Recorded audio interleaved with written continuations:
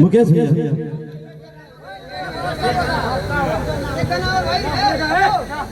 ये गाना आओ चंदू भाई, तुम्हारा गाना पसंद आ गया। झूरू झूरू निमिया गछिया बहे धीरी आई के झूला तारी सकर बहिनिया झूलुआ लगाई के झूला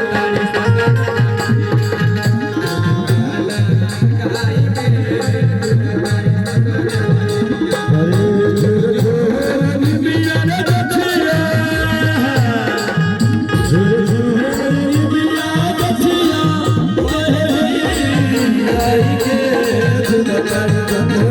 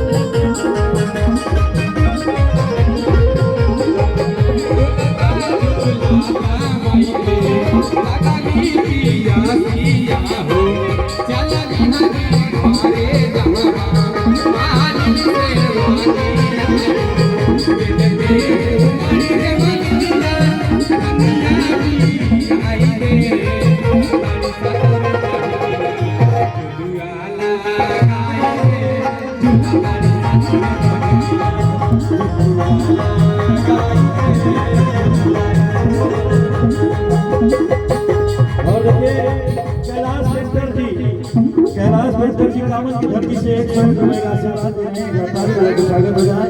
बहुत बहुत धन्यवाद भाई, क्या बात है। तो कहा था तो हम को सेवा में रखिए भैया।